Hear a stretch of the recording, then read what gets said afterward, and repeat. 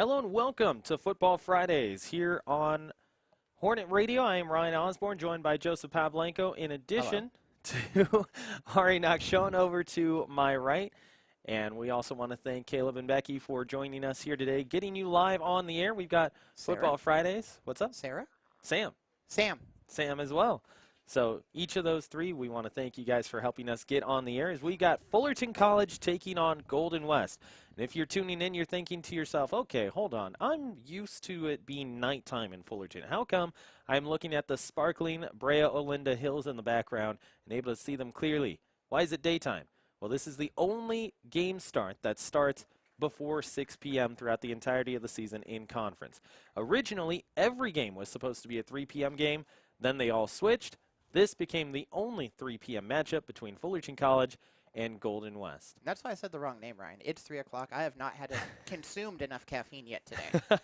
That's right. So everyone get that third pot of coffee. You're ready to roll after this. But we give you Futbol Fridays as Fullerton College looking to continue to lead the Orange Empire Conference to this point.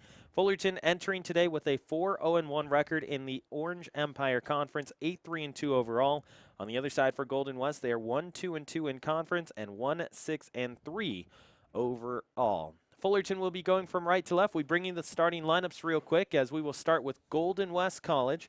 And for Golden West, they will begin with Trevor Jones and Jad Othman. Arnold Ramirez will join them with Jorge Orozco. Then Carson Dykes with Diego Piñon and Edwin Morales.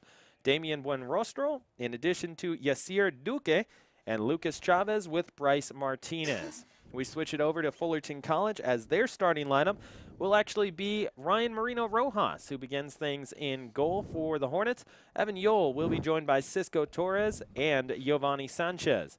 Nathan Giles with Hayden Kenny, who returns to the starting lineup. A new guy comes in, Hector Guevara. Haven't seen him in the starting lineup for a little bit. He will get his opportunity. I was going to say, is that anything like New Girl? Jacob Ponce will also be in the starting 11. Brandon Acevedo, joined by David Suarez and Andrew Areola, who had the game winner for Fullerton on last week's edition of Futbol Fridays. So, the official taking a look at everything, making sure both teams are set and ready to roll as we begin Futbol Fridays. An early edition of Futbol Fridays here on Hornet Radio.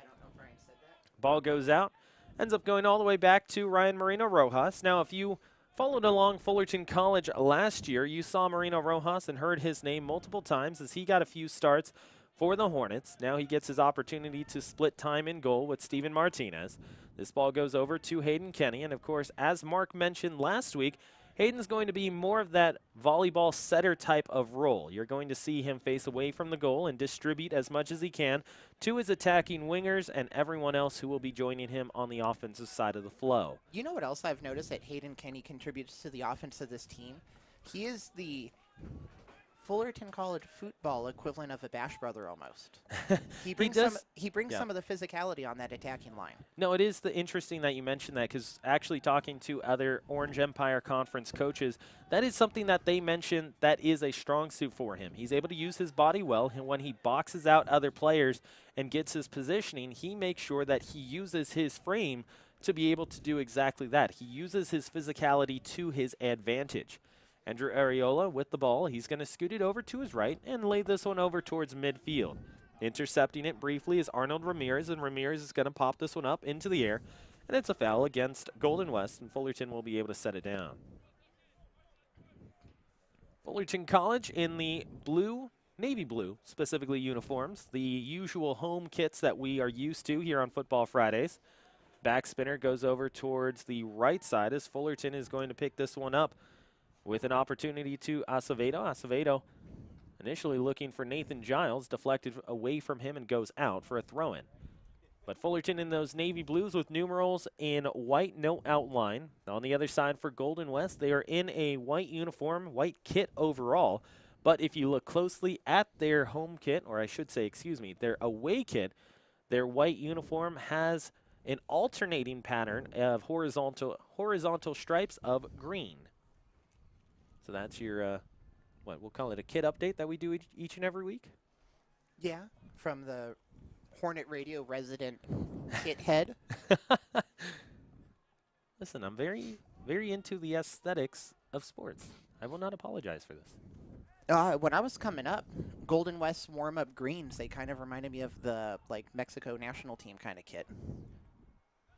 Yeah, and it's interesting also to see each of these teams in the OEC and how they do present their styles and also kind of present their overall brands according to how each college has them set. Here's Hayden Kenny. He's in front of the line looking for a chance to get away from two. Finally scooped up and taken away by Trevor Jones. I know they want to use Hayden Kenny as kind of that volleyball setter. He has scored some surprising goals this season, and I could see him starting to develop being that striker. He's got the physicality. He's hungry. He wants to find the back of the net with that ball, and he's kind of leading the attack most of the times. I know they want him to send those balls out to the left and the right wings, but he's had some phenomenal shots on goal this season. And something that he did very well last season is that he was able to use his speed and that physicality that you were talking about to gain positioning and really initiate a transition that Fullerton College used to their advantage much of the time. Ryan Marino Rojas scooting it back. He'll find Ariola on the back line. Back line for Fullerton today is going to consist of Cisco Torres and Evan Yole with Andrew Ariola. And the right side is going to be Nathan Giles, which is usually his best side that you will see moving up the park for Fullerton College, as Giles has that extra opportunity to initiate the attack and also get back as much as he can from that right side. A little more physicality than we're used to seeing in the first half, Ryan. Yeah, early going. There's already been 4 fouls. And what we're sitting at just under 4 minutes and 10 seconds being played. Coming back for it is Giovanni Sanchez. Sanchez wants to find Giles, and he does so. Little skip pass that finds Ryan Marino Rojas. Off foot, Fullerton trying to establish their attack, looking for a little space. Here's Giovanni Sanchez. The off-footer finds its way to David Suarez.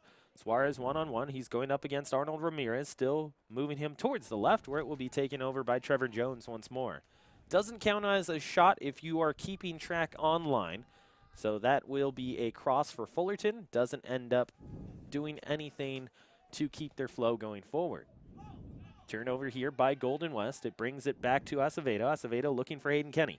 Kenny with a little bit of a clearance on the left-hand side. 6-yard box, takes a shot. It's a pass. It's a goal. Fullerton College gets a 1-0 lead on a very quick turnaround. It's a goal off of a turnover by Golden West. It is Acevedo to Kenny. Kenny brings it over to the right, where it will land on the right foot of Acevedo once more. Actually, excuse me, it's going to go David Suarez as the secondary assist for Fullerton. So Acevedo ends up getting the goal. It's assisted by Hayden Kenny and David Suarez. And that's, what are we, barely 6 minutes in? We have a Fullerton up 1-0. You are correct. And, you know, Joe, something you mentioned actually a lot last year is that Fullerton's offense, whenever they scored in the first 10 minutes, they only had 1 loss all season long. Now, all of a sudden, you're looking at Fullerton going, okay, they have set the tone early and have a chance to really control the pace of play the rest of the way. Well, and that was a beautiful run by Kenny. He was the center on that attack, crossed over to the close side of the field. I'll call it the left side of the field. I'm not sure if you could see it at home. He called for the ball, got the reception, sent it all the way across to the right side, back to the awaiting foot of Brandon Acevedo. And because Kenny has been that threat on offense, it fooled the Golden West goalkeeper. He was ready for Hayden Kenny to take that shot. Selfless action, fed another player, and they had an easy goal. Another chance for Fullerton. They try and scoot it over. Here's Jones. He will take it away. And I bring in Ari Nakshon, who's over on the camera for today. But Ari, you were sidelined last match. Now you take a look at Fullerton in this one. I mean, like Joe mentioned just a few moments ago, for Fullerton, it was a very quick setup. But it's really not anything that, if you're a Hornet fan, you're not used to with this speed. Yeah, I mean, obviously we're seeing a couple new players being introduced to the starting lineup compared to last week. Maybe that helped with the fact that they were able to get the goal so quick into this game. But there was definitely a lot of selflessness there from the players to make sure that they were able to capitalize on Golden West's errors and were really able to press and make sure that Golden West won't make those chances again because they don't want to get scored on this quick. Challenge there by Yole. He ends up sending that one out. So very deep throw in here for Golden West College. Well, it's a lot different than last week's Futbol Friday, Ryan, and Ari, you were out here with us as well. Last week felt like a kickball game for about 70 minutes. It was just long balls up and down the field, long balls that I think they wanted to end in foot races where somebody would beat somebody else out, have a one-on-one player versus goalie situation, hopefully find the back of the net.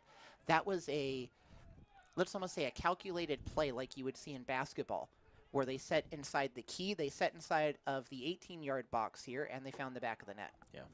And you mentioned that as Golden West is going to get an opportunity. Here's a shot that gets blocked, taken there by Orozco. Orozco looking for a teammate. Here's another opportunity that goes off the foot of Dykes, and it will end up being blocked. So 2 chances for Golden West. The first one gets blocked by Jacob Bones, and then Evan Yole is also in there once again. So Fullerton back defensively, able to keep Golden West from getting a clean look on goal. But if you're Fullerton College, a little bit of dangerous play there, as Golden West was wide open with a chance to get a shot on frame. Well, and tackling a player like that, committing what could be a foul within that 18-yard box, that's how Fullerton was down 1-0 in the second half last year. So you have to be careful about those challenges in that 18-yard box. They could come back to haunt you. That could have been, if we had a penalty within the first 10-ish minutes of the game, that could have been Fullerton knotting it up at 1. Or, I mean, that could have been Golden West knotting it up at 1, excuse me. Fullerton's last matchup out, they ended up playing at Santa Ana at Santa Ana. That was on Tuesday afternoon, and Fullerton College got a 2-0 win. And one thing for Fullerton College that they were pretty happy with, Giovanni Sanchez getting on the board, getting Fullerton that extra marker that they had been looking for most of the match. But Fullerton with the second half scoring that really helped contribute to their win, and by help contribute we mean it was the entirety of their offense in their win. They scored both of their goals in the second half of play. But if you're looking at it from Fullerton's perspective, they go up against a Santa Ana team that is second in the conference, and their only loss has been to Fullerton in the OEC. So that was a huge result for the Hornets as they try and defend their back-to-back OEC crowns. Well, and that's my bad, Ryan. Acting like if it doesn't happen on Fridays at Futbol Friday, Fullerton College hasn't played. That's right. We had another game this week. They did indeed, and that's also a big result. As here's a shot that just goes past the post.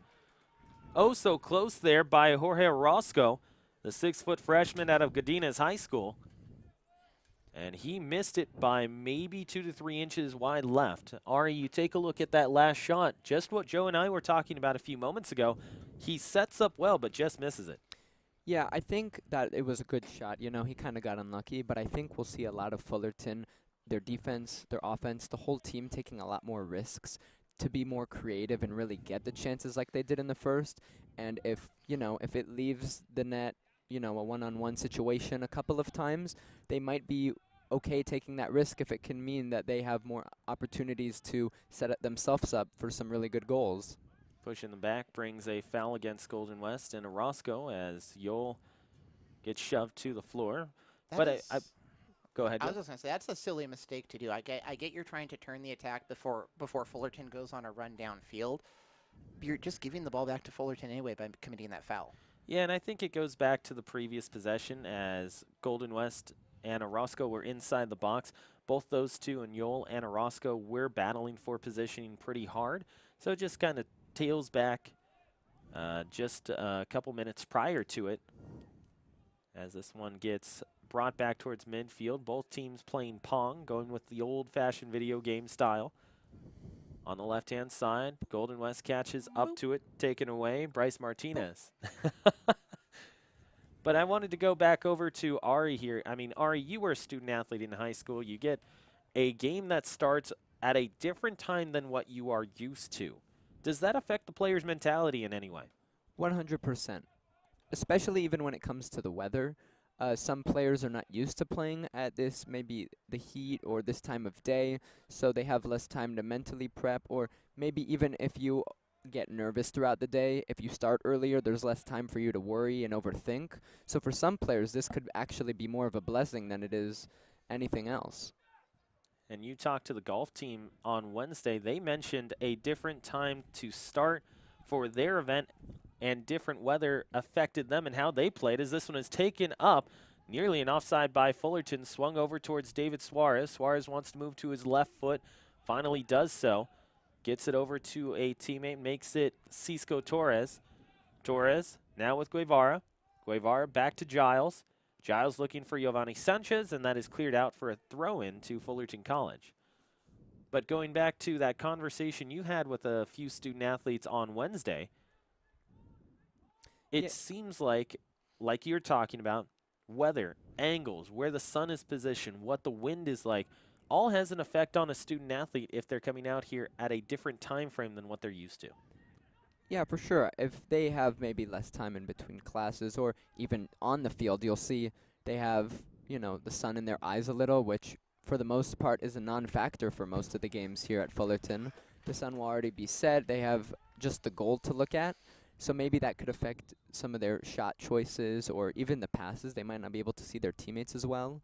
So, you know, it could all be a small factor in some of the choices some of these players make today. Jorge Orozco is going to take a seat, and there's another sub in just a moment. We'll get that to you as we see them, as Ong Tun is going to enter on the far side of the field. Lucas Chavez will also patrol things. Ong Tun near side, as Ong will watch on and go up against Pons. Pons will see that one go too far away from Jad Othman.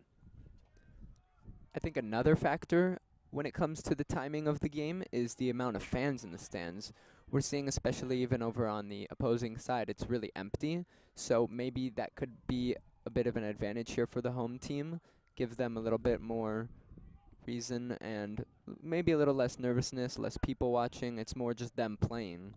Well, I mean, as a student athlete yourself in high school, you look at how a crowd can affect things. You see sometimes that a crowd, if you're on that far side where it is a little bit more of a hostile environment, you can get a lot more frustrated, or you start to get it into your head a little bit more. Hey, I got to make a spectacular play because I heard something from the stands.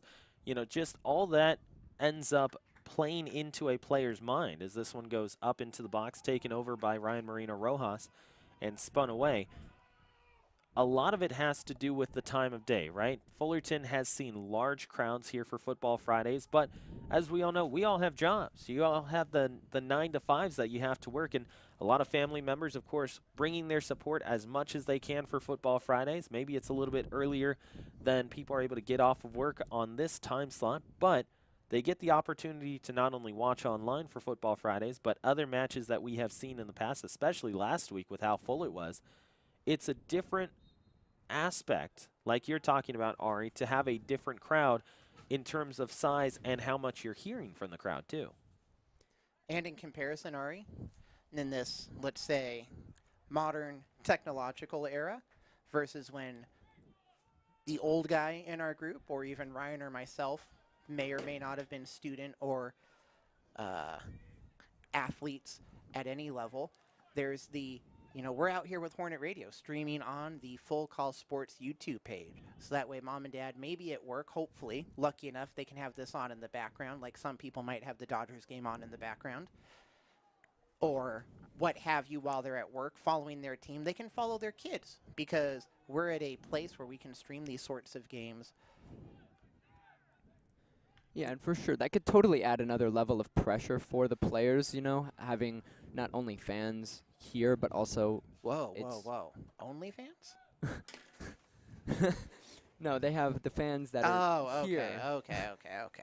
And then also the ones watching on YouTube. So it might be an added level of pressure. It also is recorded, so anyone can go at any time and just watch the game. So any mistake they make is always going to be online. So it definitely adds a little level of pressure. Personally, as a student athlete, it never really was a thought of mine. I just wanted to play for the people who were actually at the games. So hopefully they are thinking the same thing here.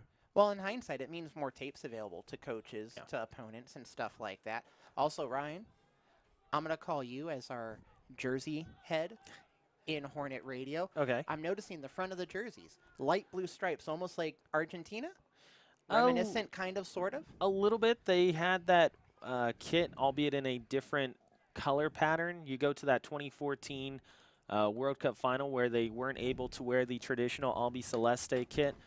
But I would kind of say it's got a little bit of reminiscence to the Portland Timbers alternate from 2016, where it was a white kit with gradient stripes horizontally across the chest in green. If you end up looking closely to the Golden West kit, it's not solid stripes. It's actually a gradient stripe in a 4-stripe pattern going down the front of the kit. Listen, I just saw a blue stripe, and I thought I'd try to get one over on you. You know, I'm obviously not as experienced when it comes to kits as Ryan is, but when I see these, I immediately think Chicago Fire.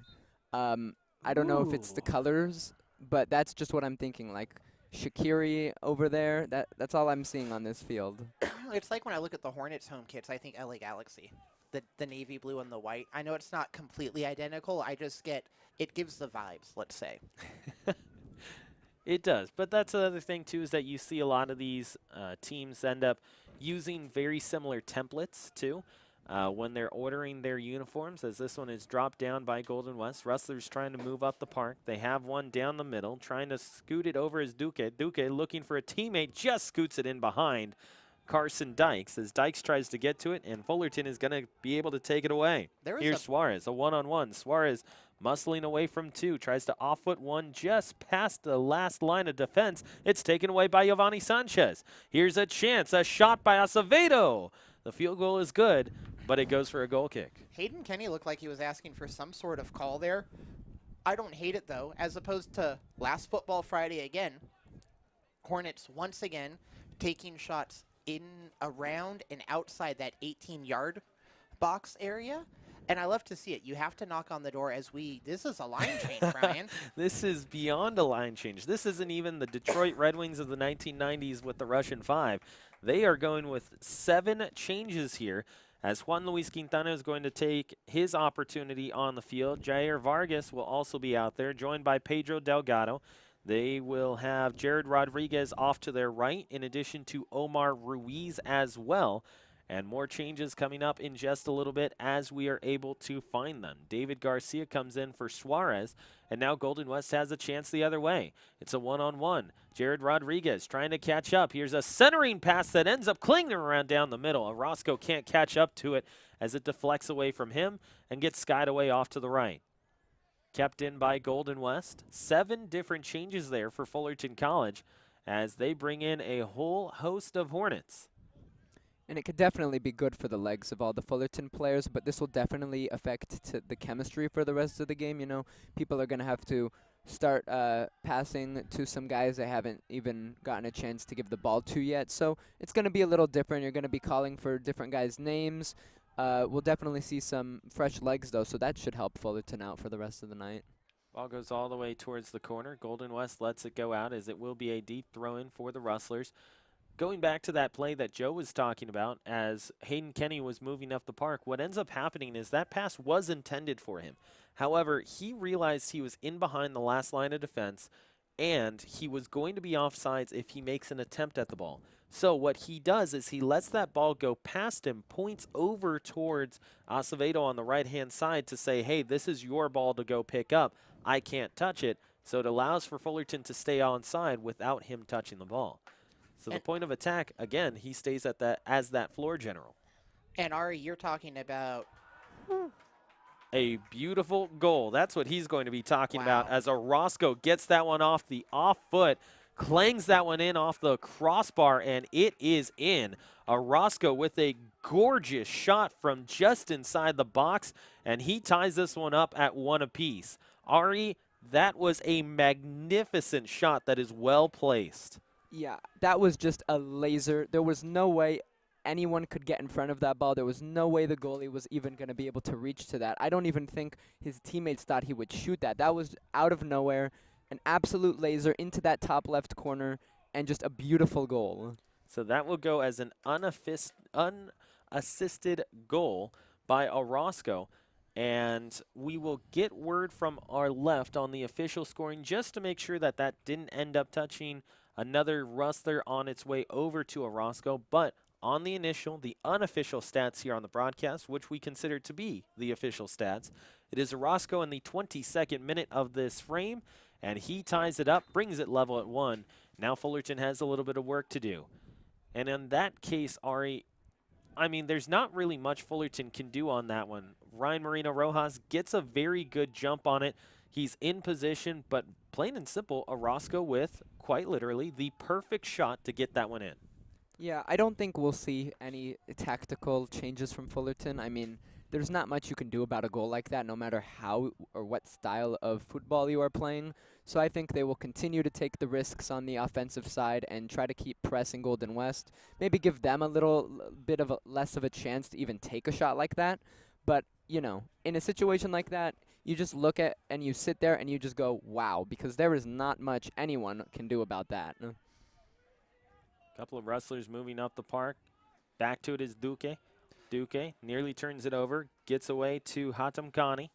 I'm going to play the contrarian. I'm going to do my best Mr. Nalen impression right here, Ari. I think you might see a tactical change, a change of tactics from the Hornets. We had a full shift change, if you will. Greg pulled off 6 people. I know you were up and down last week. I don't know if you heard Mark. Mark has said in the past, he's talked to Greg, and some of those big shifts, yes, it's getting fresh legs in there, but it's also because somebody is playing not to the game plan, out of formation. Maybe they're taking liberties in their position that it's not part of Greg or Kenny's plan for the game, and they're not executing that vision on the field as the coaching staff would like them. And sometimes that's why we see those massive shift changes. Yeah, and it's also, when you look at that shift change too, it's something that we've heard from Greg a lot is that he wants to be able to see who he has on his squad, not just how well you're able to play in matches early on in the season. He wants to give each person on his bench meaningful minutes in conference play, because once you do get to the postseason or the latter half of conference play where you need 1 to 2 games to clinch a conference title, or you're in the postseason needing to get to round 2, round 3, you've got to be able to go to someone on the bench and say, hey, we need to get some depth here because our guys who are currently out there are either tired or they need a change just to get a different aspect. You have to be able to give guys early chances to play in conference games like this, so that way later on you're able to say, hey, we can go to them because we've already seen them play meaningful minutes. And speaking of conferences, OEC, one of the toughest conferences, we always say, when it comes to football here. And Ryan, you and Ari were having a conversation before the game about Golden West, the standings in the OEC, and how Fullerton's leading 4-0-1, and Golden West is down 1-2-2. But this is kind of a rebuilding phase for them. Right. So while they may not be near the top of the chart, there's still somebody to look out for. Yeah, and you look at Golden West so far in the last 10 years of play, there have only been 2 teams that have won the Orange Empire Conference title. As this one is poked over towards Areola, does it go off of a Horneted out? It will be a goal kick. So that's exactly what happens. But only 2 different teams have won the OEC title, and it has been the 2 teams currently on the field. Fullerton College, of course, winning it in 18, 19, 22, and 23. Golden West taking every single year that I didn't mention. So these 2 teams are 2 very good programs, and exactly like you're talking about, Joe, maybe it is an off season for Golden West. They're not getting the results that they would like or the momentum that they would like, but this is a program that is well suited to stay at the top of the OEC, and it won't matter what their final standings are this year. And it's a tough conference. It is. Plain and simple. It's what we hear all across California. This is the toughest conference to be able to compete in and year out, whether it be in the state of California, if not the nation. And a lot of people look at us and say, hey, okay, you guys are just homers. I mean, you already cover Fullerton College. You got a guy who is on Futbol Fridays on occasion who's the Cypress and Saddleback guy. You guys just like the OEC because that's what you guys watch. No. Plain and simple, that's what we hear from other coaches around the state of California. You also look at the PowerPoints that you've seen recently as well. You saw, if I remember correctly, last year, the OEC had 5 different entrants into the postseason. A couple years before that, they had another 5 that went into the postseason. these teams are playing good teams and having good results against other good teams in the state of California, and that's because they are well equipped to do so, playing in the toughest conference in the state. Othman takes this one away. This one is backspun, stays in play, takes a funny hop off the turf. Fullerton had it for just a moment, and it will be turned over, and Golden West takes it away. All right, you were trying to say something in there while Ryan was going and ranting and raving about the OEC conference. Yeah, I mean, when he was talking about how only these two teams have actually won it in the last 10 years, obviously we've heard from Greg. He thinks of it like a family and a group that will be more than just the soccer, but I think when it comes down to the game-to-game decisions, for him it's almost like a business where if you aren't performing, you're going to get subbed out. So if you make any mistakes in game, or if you're not practicing, or if you're not showing up, or you make those silly mistakes, it's going to affect you in the long run, and you won't get as much playing time, even if you're a good player. One thing that you do have to look at, too, and that's, I know Mark is smiling even if he's not here, but GPA, I think, is a very big aspect of things when you are a student athlete, and it goes right to your statement there, Ari. If you're not showing up, if you're not doing the work in practice, you're not doing the work in the classroom, you're not going to play for this team. That's what we have heard from both Kenny Castellanos and Greg Aviles, as this one is swung over towards the left. Fullerton still with it. Picked up, taken away by Kevin Castro. Castro finds Omar Ruiz. Ruiz just outside the box, left-hand side, wants to cross, does find someone on the inside. Picked up by Delgado. There's a penalty. Fullerton has a chance to take a lead. So we'll get back to that statement we were talking about, GPA for Fullerton College, after this, as Delgado ends up taking a spill inside the box. He was going to cross it over towards his left foot, but as he's getting there, ends up getting the bottom of the spikes onto the top of his foot, and Fullerton with a great chance here. Yeah, got up a little slow. You can see Lorena and the rest of the fantastic athletic trainers here at Fullerton College walking over just in case they're needed. But it was a smart play from him to get the ball into that dangerous area, get the guys chopping at his legs so that he could draw that penalty, because it was a bit of a strong tackle, but he didn't have to go down there. Fullerton College will take the lead here as Evan Yole steps right up into this penalty kick, and he will score. So that one goes bottom left side. Yole is able to get on the board with his first goal of the season. That is his first opportunity from the penalty marker as well. And guys, usually it is Max Ron who is the guy for Fullerton College who takes those penalty kicks and takes free kicks as well. Instead, on this case, it is Evan Yole who gets the opportunity, and he buries it. Fullerton College up 2-1. We'll call that the 30th minute-ish. Sounds about right. And I know you said, Ari, he didn't have to go down there, but that's something that's hot topic sometimes when you're talking about football, especially people maybe who don't follow the sport quite as closely. Sometimes it's strategic. It's like basketball. Sometimes you want to draw that foul. You want those free throws. Soccer, sometimes you go down. You want that penalty. Sometimes in soccer, you commit a foul, just like in basketball, because you can't stop the attack, and that's the only way you can stop the attack is by committing that foul, causing the break in the game, and letting your guys either catch their breath or catch up on the field with where the play is moving. Right. In this case, it is as simple as spikes to the top of the foot.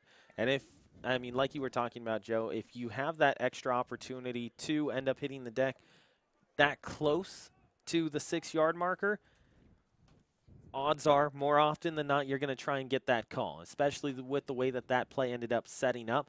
It was an excellent opportunity to draw that penalty kick, and they did exactly that. So Evan Yole steps up to it and is able to convert. So if you're Fullerton College, you're pretty happy with the ebbs and flows of this game to this point.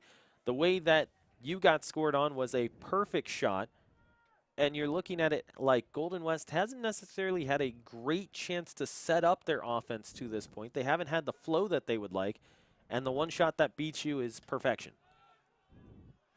Yeah, and we're going to see a couple more chances at that. Obviously, you want to make the goalie have to try to save those kinds of shots. So it's possible if Golden West is able to be in that position again, they'll do something like that. But we'll just have to see if they're able to hold on to the ball and keep the possession long enough to get down the field right into the box. Ball goes up after a foul on Fullerton College. Check down left. Off the foot of Bryce Martinez. Martinez now with Cisco Torres on him. Tries to get it off of Martinez to go out. Instead, it is a turnover that goes to the Rustlers. Popped into the air off of a deflection, goes off of Sergio Soto. Soto off of Buenrostro. Buenrostro now finds Pignon. Pignon, he'll circle back. Looking for a teammate, finds a guy by way of Edwin Morales. Finally taken away by the Hornets for just a moment, but still there for Morales. That was a great attempt at kind of turning that around by Vargas for the Hornets right there. Wasn't able to do much to it, but Rustlers ended up sending it out. Fullerton's got a goal kick. And back to the whole student-athlete thing from earlier, I think that when you had mentioned, Ryan, about them having a good GPA and that being an important aspect as well, they're called student-athletes. So being a student comes first, then the athlete part. So yes, I think it is incredibly important that they are doing well also in the classes and not just practice or in games. And Greg lives that mantra. Ari, I don't know if you know this fun fact with Greg's team, but Ryan and I know from conversations with him in years past, to be fielded on this football team as a Hornet, you need a 3.5, I believe it is, right, Ryan? I believe it's 3.25. I'll have to double check on that, but it's certainly well over 5 because, as he mentioned, you look at student athletes and what they want to emphasize the most with this program is, yes, your play on the field does matter, and you're playing a game that you love, a game that you have interest in, a game that you want to continue your career with.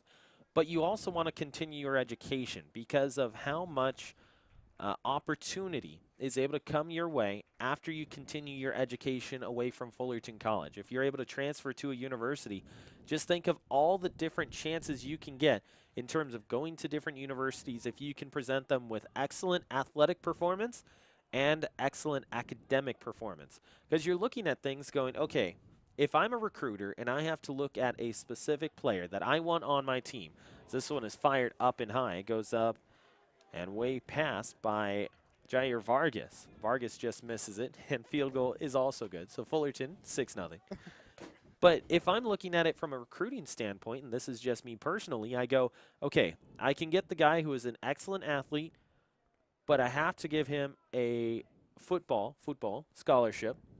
Or I could look at another student athlete and say, okay, not only is this guy a very good student athlete, but he also has the academic portion of it. So you have the athlete portion and you have a GPA that you can offer an academic scholarship to. So you can look at it and say, you have two different choices with one player that you can go and offer a roster spot to if you have both the academic and the athletic going for you. Fullerton with a chance, a 3-on-2 if they hurry. This one spun away. Nice stab at it there by, it looked like Ong. And Ong just getting a piece stops the Fullerton attack there because they had numbers on a 3-on-2. I think that was Kevin Castro leading that, and then we had Max Janowitz, who was looking to do something on that play, I think.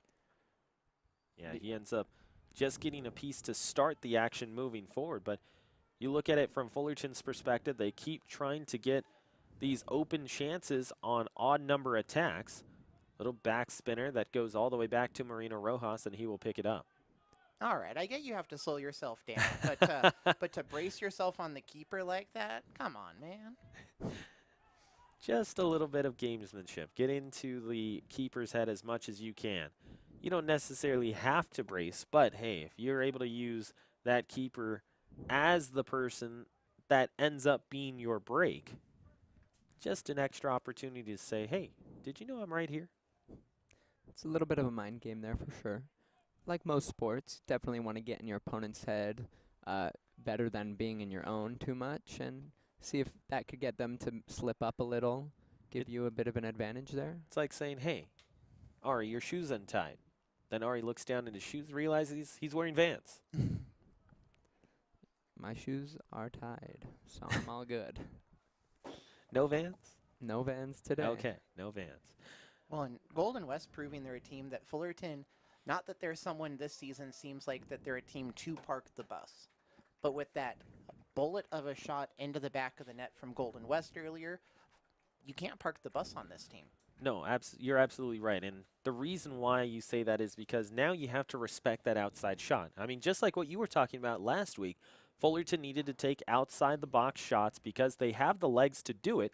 It's just a matter of can you get the opposing team to respect it, because it opens things up a lot more and also gives you chances.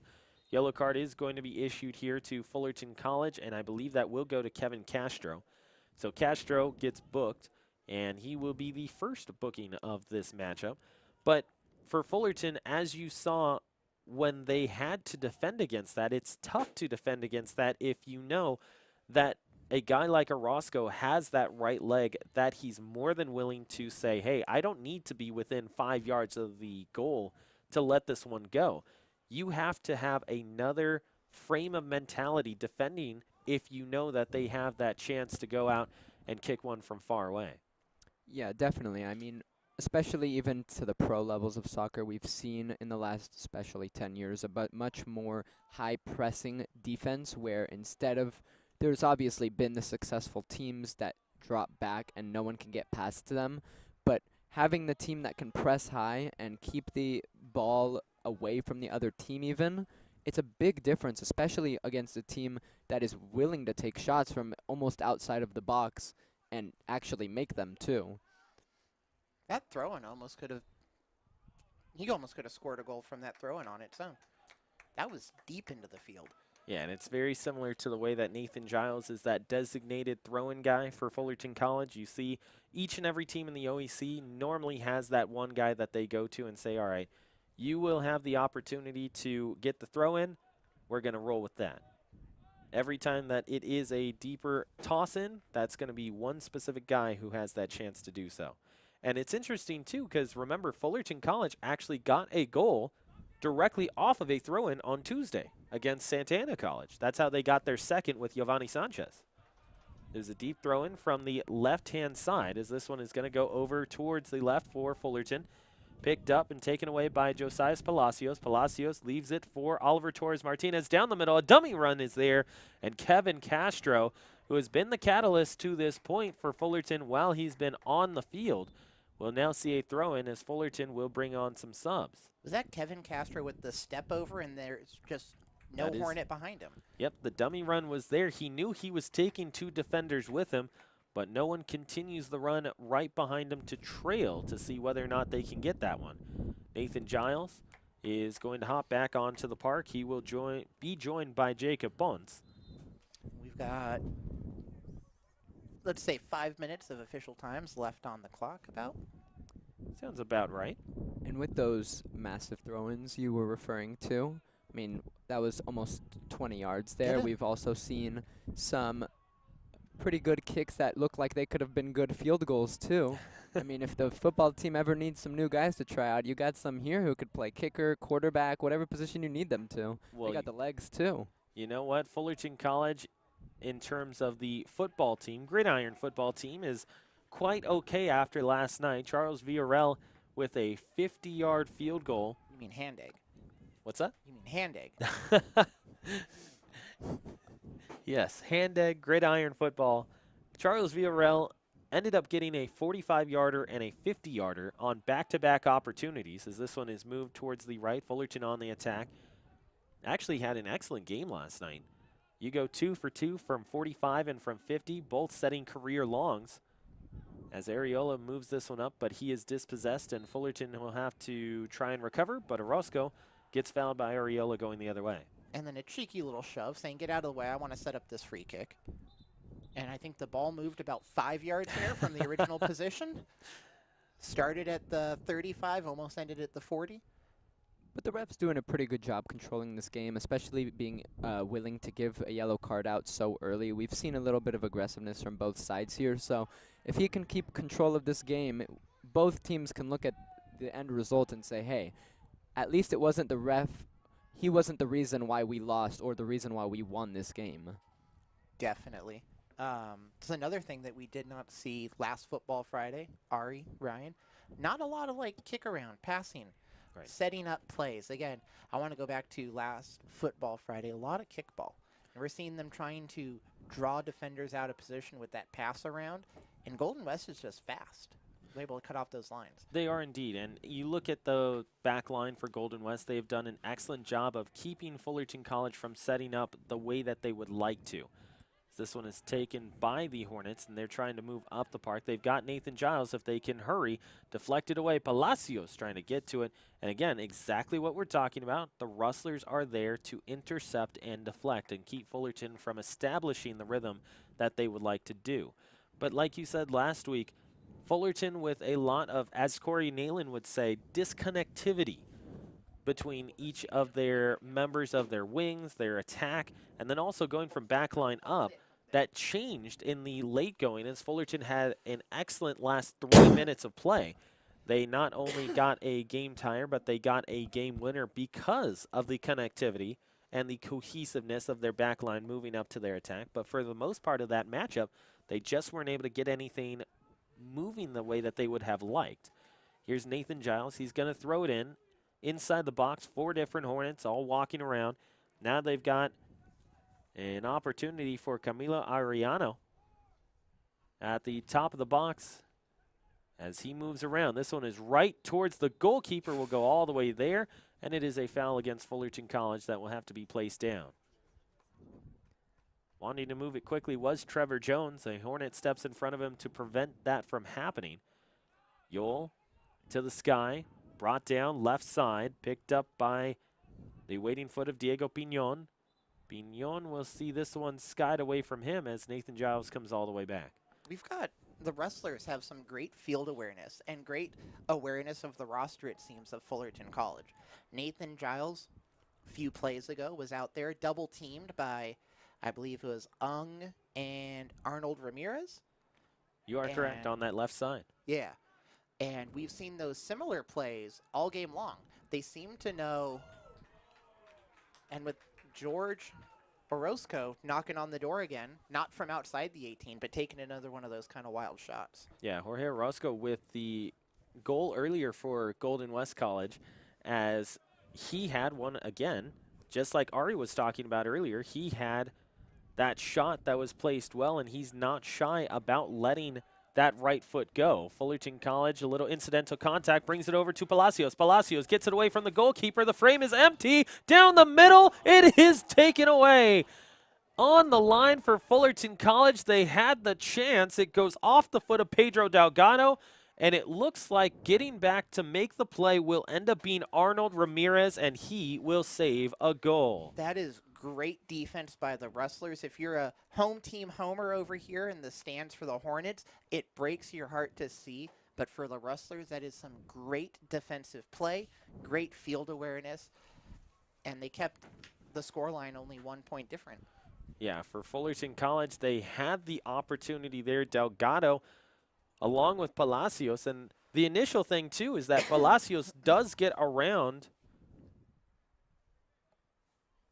Palacios does get around the goalkeeper in Jones, and for Jones, the thing with him is that he bites on the initial, and for Palacios, he gets past him, but the touch is just a shade too far in front, and that's what kind of discombobulated everything initially, because Palacios gets past the goalkeeper, it stays too far in front of him, he has to sprint to get over to it. By the time he gets to it, it's at the end line, scoots it over towards the middle where Pedro Delgado was able to get an attempt on frame. But again, Arnold Ramirez is there for Golden West College, and he is able to make the play.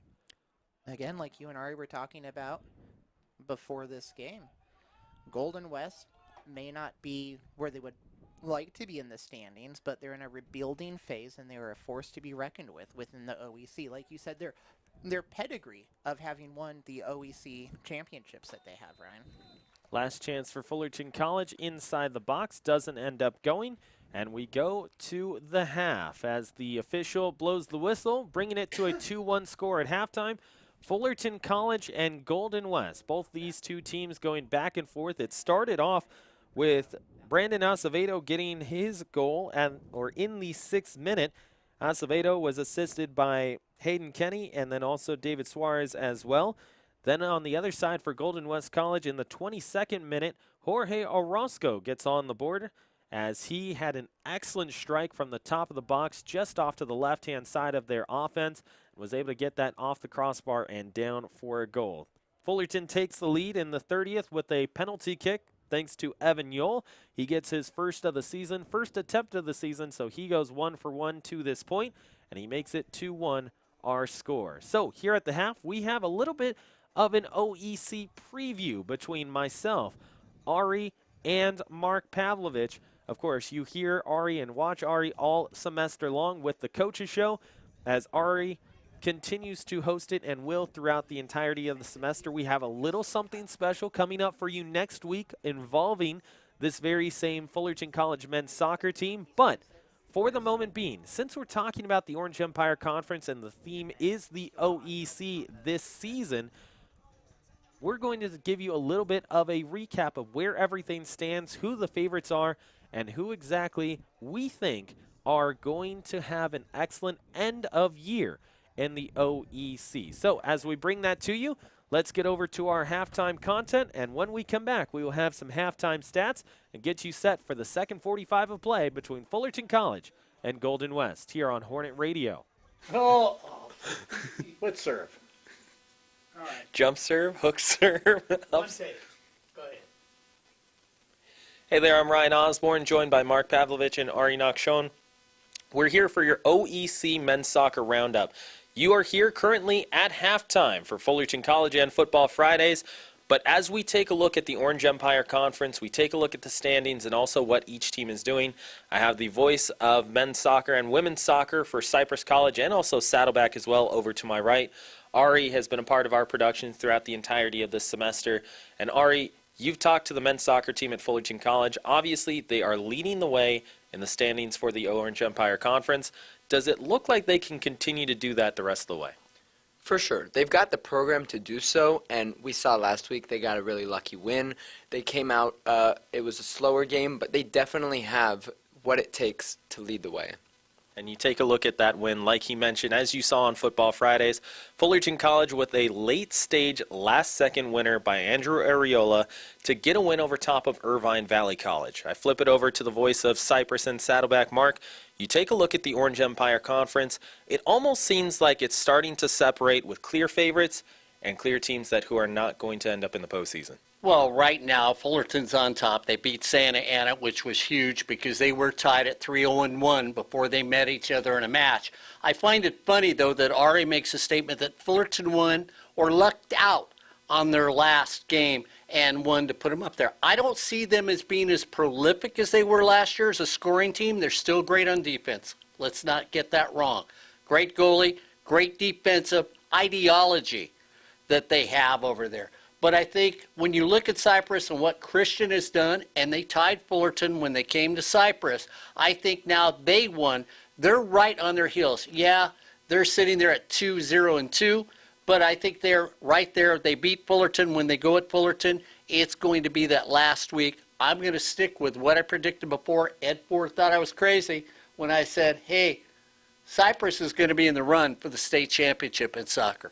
I'll bring it over to Ari. You look at the Orange Empire Conference, just like what Mark was talking about. This is a team in Cypress who is an X factor almost, not just in the OEC, but in Southern California. Is there any team so far that you've looked at in the standings that you look at and you say, okay, yeah, you have Fullerton College, but this is another team who can make a statement? Well, for sure. I mean, we've seen how Cypress plays. We see the way that Fullerton is dominating. I think it really has something to do with more the teams that don't have anything to lose. Fullerton has won in the past, so they definitely have the experience if they need to go out there and get it done. But we see the teams like Irvine and Cypress who have been lower and not as good as Fullerton in the last couple years, so they really will put their all out there every single week. You mentioned Cypress just a few moments ago. Just like what Mark was talking about, guys, you look at Cypress, and Mark, you mentioned it. This is a team that is fighting for position. They are currently in the number 3 spot, tied for the number 3 spot in the Orange Empire Conference. But, guys, if you want to look at a team that's extremely dangerous, who not enough people are talking about, you have to look at the Santa Ana College Dons. Exactly. They do lose to Fullerton College 2-0 in that last match on Tuesday, as most of you are being told by, well, let's put it plainly, us three, right here on the broadcast, as of course we are here at the half. But Fullerton College beat Santa Ana on Tuesday by a final score of 2-0. Fullerton is the top team in the conference and the team to beat, but Santa Ana undoubtedly, and you just said it, Mark, exactly, because undoubtedly this Santa Ana College team, plain and simple, is dangerous, and not enough people in the state of California are paying attention. Well, I think what you look at in Santa Ana, they do like Fullerton does. They like to run. I think that's the thing that you have to watch out for. Who are those teams that really like to run? Fullerton, Christian has said it before. They're going to run, run, run, run. Have they found a prolific scorer yet on that Fullerton team? I don't think so.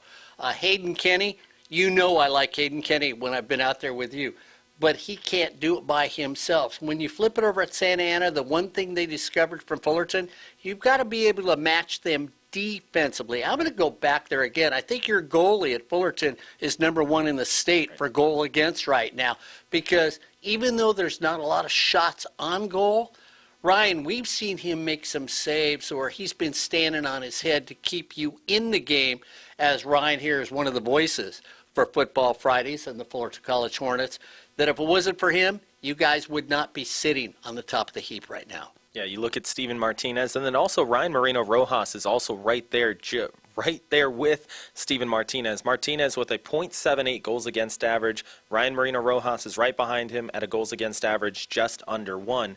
You look at, like you were talking about, the goalkeeping. Fullerton College, that .78 goals against average, is the best in the Orange Empire Conference, and it's not close. Next closest team is sitting at 1.17. So if you're looking at it from a defensive standpoint, Mark mentioned just a few moments ago, Fullerton likes to run, but the defensive side and the goalkeeping for Fullerton is excellent. When I bring it over to you, Ari, has there been anyone in the Orange Empire Conference from a player standpoint that you look at and you say, you know what, this is a guy that you have to watch for the rest of the way? Well, going back to that first part, obviously the goalies are a massive part of the defense, but you can't forget the back line. The center backs, the fullbacks, they're equally as important when it comes to making sure that no one can even get to the keepers, because we've seen games where the keepers are there and they can just stand in the back and not have to do much. Obviously, it's very important once the ball does get to them, but if you got that solid defense, I mean, we've seen with Fullerton, we saw Evan Yole make a lot of crucial saves and a lot of crucial interceptions and tackles, so you got to have a solid back line if you even want to give the keeper a chance. For Fullerton College, that back line, of course, Evan Yole, as you just mentioned, Ariola, who has also been there as well. Those are two guys who are returners for Fullerton that you can really look at to lead the way, but when you look at the Orange Empire Conference scoring leaders, I actually have to go to someone who isn't currently in that playoff chase. Go back to that last game that we saw on Futbol Fridays with Irvine Valley College. Luke Newman, fantastic player. He's second in the conference, only to Gonzalez of Santa Ana. You look at Newman, he has continued to lead the way, not just for Irvine Valley, but you're looking at a guy who is going up against the toughest competition in the state of California, because plain and simple, that's what the OEC is. It is the best conference to play soccer in terms of overall competition in the state of California, if not the nation. Newman has been there on a team that very plainly hasn't had the season that it did last year, and yet he is still able to be in the top 3 and scoring top 2 currently. Mark, when you look at it from an individual standpoint, is there any specific player throughout the OEC, whether it be Fullerton, Saddleback, Cypress, or IVC, that you look at and you say, you got to watch for this guy? Yeah, I like Max Ron. The man's got a leg, Ryan. You've talked about it. Ari, you mentioned it more than once. On all the setups that they do there, be it a corner kick or a set play on a penalty where they get a free kick, Max Ron's the guy that comes up there because he's got a big leg and he can curve it too. It's not somebody who just hits it far. He can manipulate the ball. So he can curve it, he can hit it straight, he can hit it high if you want to get it out there for a header, and he can hit those line drives. I think he is the one that you utilize the most. I think he is the center point. And then I'm going to go back to Hayden Kenny because you know I like the way he plays. Hayden Kenny, what was Greg told you? Hayden Kenny is the setup person like in volleyball so they can score the points. I think if those two can really learn to click, and here's the thing too, what you look at, is most of the guys at Fullerton, at Cypress, the defenders play the backside and also run up, play forward. It's sort of wild when you watch them because we get set lineups and you'll go, they're a midfielder, they're a forward, they're a defenseman, and then you're looking and you're going, wait a minute, I thought they were a defenseman. They're on the onset all the time. That's the thing you see with Cyprus. That's the thing, of course, the coach is a protege of Greg's over there with Christian. I think that's what you see. Santa Ana, I'm surprised at, but I know Santa Ana really pushes their soccer program, so give them a lot of credit because they're a lot like Fullerton. They've got a great program over there, and we'll see what they can do. I think you'll see 3 teams, at least from the OEC, maybe 4, but you will see Fullerton, Cypress, and Santa Ana getting in there. El Camino is one of the best in Southern California right now, and Cerritos is playing great too. They've been there before. That's sort of the mixture down here you have to look at. Yeah, you look at El Camino recently winning the state championship in 3C 2A. No longer the CCCA, but the 3C 2A. You look at Fullerton College just a few moments ago, like Mark mentioned, they have a back line that is fantastic. Ari mentioned it as well. This is a back line for Fullerton that not only just has a couple of returners, they also have a couple of freshmen who are leading the way. The way that Greg Aviles has his success is going from the back line, moving it upwards. So we'll see what Fullerton College can do in the Orange Empire Conference. Currently, top 4 in the conference, Fullerton College, Santa Ana, Saddleback, and Cypress. Mark, you mentioned you think that 3 teams are coming from the OEC. I actually have 4. I have those exact 4 going on and moving on to the postseason. We'll see what happens, but for the moment being, let's get you back to the second half. Mark Pavlovich, Ari Nakshon, I'm Ryan Osborne. You're listening to Futbol Fridays.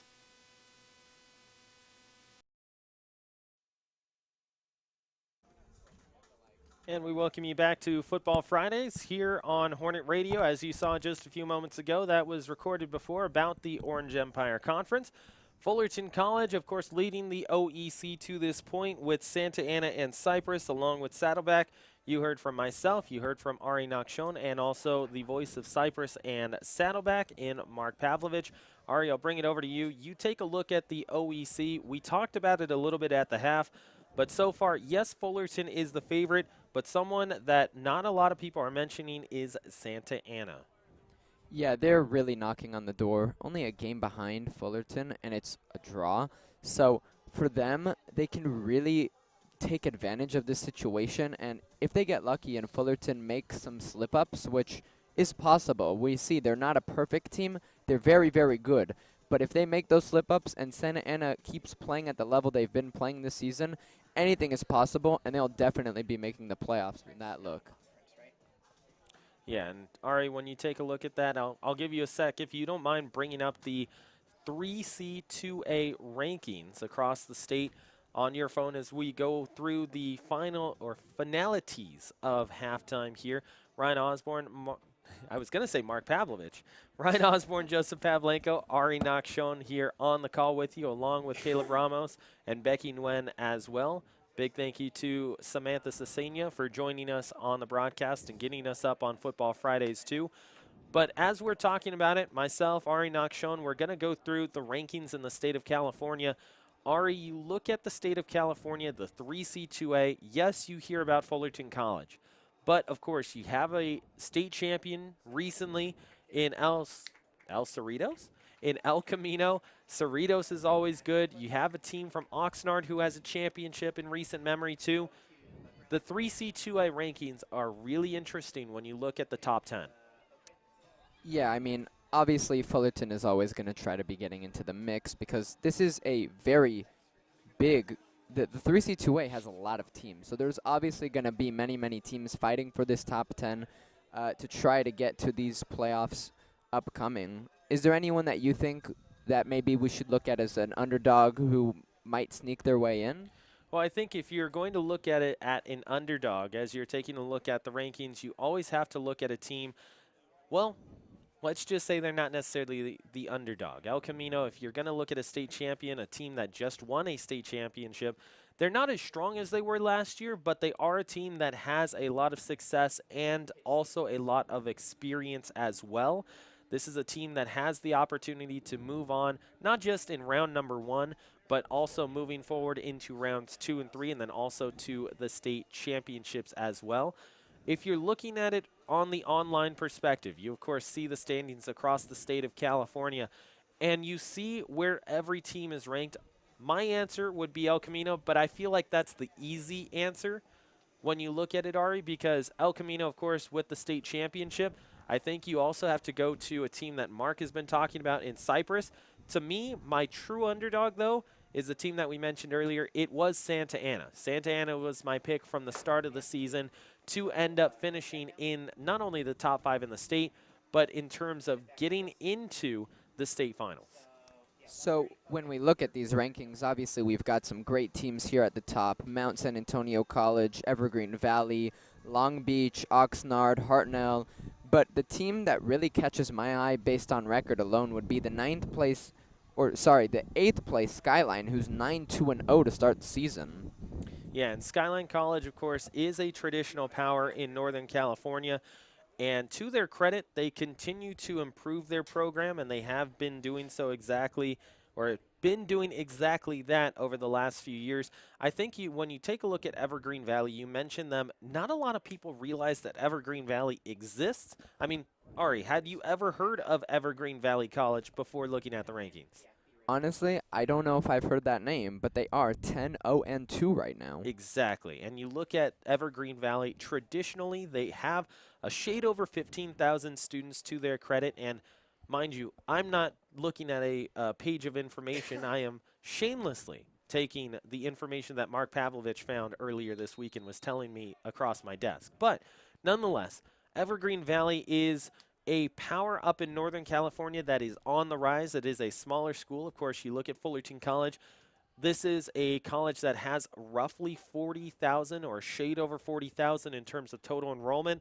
Evergreen Valley sitting at about 15,000 in terms of total enrollment, so a lot smaller school, but they specialize in certain sports, and one of those sports being soccer, and they have done exactly that to this point in the season. They have done very well making sure that they get themselves in a good position across the state of California. And if you're looking at Evergreen Valley, Ari, going into the finals for state, of course, we're well away from that. We're over a month away from that. But they are setting themselves up to have a great chance at getting their first state title. Of course, being in second place in a state of 40 million people, and they only have a student body of 15,000, to have that great of a program and to be able to bring in the players, especially in Northern California where, you know, it's a little bit of a different weather than here in Southern California. We're a little bit more primed for the soccer weather. It's a little bit warmer, less rainy. We're not, you know, there isn't as much weather alternation throughout the year. So maybe that might take a bit of a different effect for the players. But Evergreen Valley, definitely a team to look out for the rest of this year. Well, and Ari, I think it just goes to show you that despite what Mr. Nalen may say or think about the sport of football, it is the world's game. For sure. I mean, it is. It really is. I mean, everyone in the world plays it. It's not just like obviously in America, it's not our biggest sport here. It's definitely growing, though. I think it is. It is the fastest growing sport in the entire nation, and youth-wise, more players and more young athletes have signed up to play soccer or football than any other sport almost combined in the last 5 years overall. And that includes the AYSOs. You look at clubs as well. It's growing at a large rate, not just in California, but across the United States. And, I mean, I want to go back very quickly. I mean, we're talking about student athletes. Ari bringing out the old thesaurus to make sure that we heard alternation. Isn't that a part of your car? Yeah, no. The alternation is what allows for your battery to turn, and then it makes my radio turn on, if I remember correctly. The alternator, don't you mean? No, I mean alternation. Okay. You know what, Ryan? Maybe we should go take some classes in the automotive courses here at Fullerton College and learn more about the alternation. We could indeed. I mean, the automotive classes here at Fullerton, we've gotten the opportunity, an excellent opportunity to be able to see some of the benefits that come with those automotive classes. You get the opportunity to work on cars directly in front of an instructor and Learn a trade. Learn a trade, vocation as well. That'll get you set and ready for the industry instantaneously. And that's something that's extremely valuable to myself when I'm looking at things. When I was going into college myself 10 years ago, wow. But when I was looking to go into college, I wanted to go into an industry that I knew I could have a career in. And that is exactly what the automotive industry, the automotive classes here at Fullerton College give you the opportunity to do. Well, Ari, you're part of the Hornet Media here at Fullerton College. All of that is under the Technology and Engineering Division at Fullerton College. A lot of vocational programs, a lot of trade programs. If you don't know and you're listening to today's football match, I'm going to sound like Mark Pavlovich on the air. Great place to come get an education. Construction courses, welding courses, cosmetology, journalism, fashion, interior design, photo, whatever your passion. Bunch of vocational programs here in the Technology and Engineering Department at Fullerton College, and then opportunities campus-wide at Fullerton College. Whatever your passion may be, we probably have something along those lines for a class for you to take. And you know what? That's not just us saying it because we do work at Fullerton College.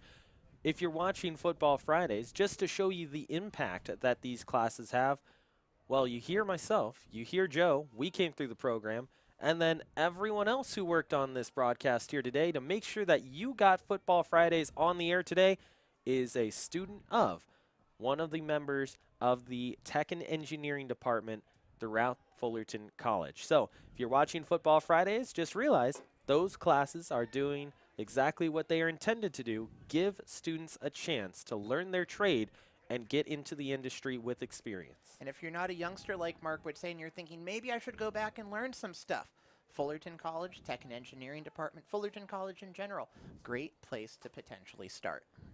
And truly a great program, definitely affordable as well, so anyone who wants to take the opportunity definitely can. But I wanted to take the conversation back to what we were talking a little bit about earlier, how it's the fastest growing sport here in America, and I think there's two major reasons as to why that is. One, the internet. Social media has made soccer much more popular, especially with all of the talent.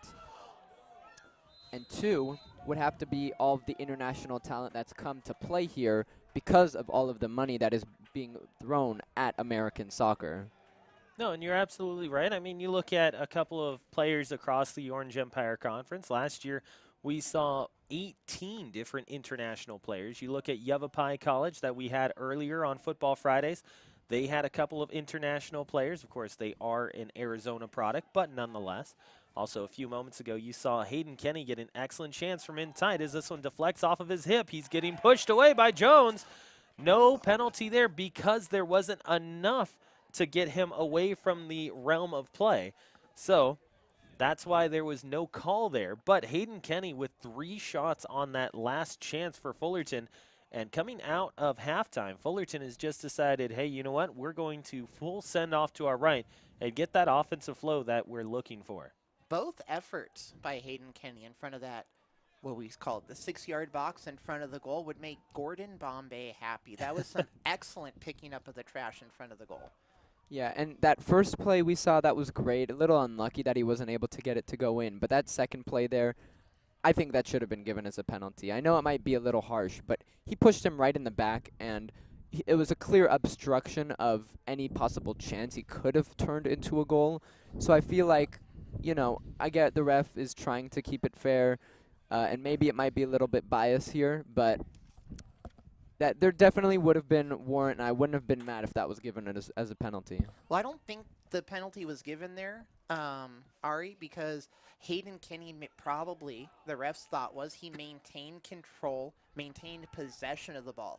If that would have caused him to be dispossessed, if he would have gone down and lost control of the ball, I think we would have heard a whistle blown, some sort of foul would have been called. But because, yeah, it was a shove, should it have happened? Maybe not. But Hayden Kenny was able to maintain possession and control of the ball.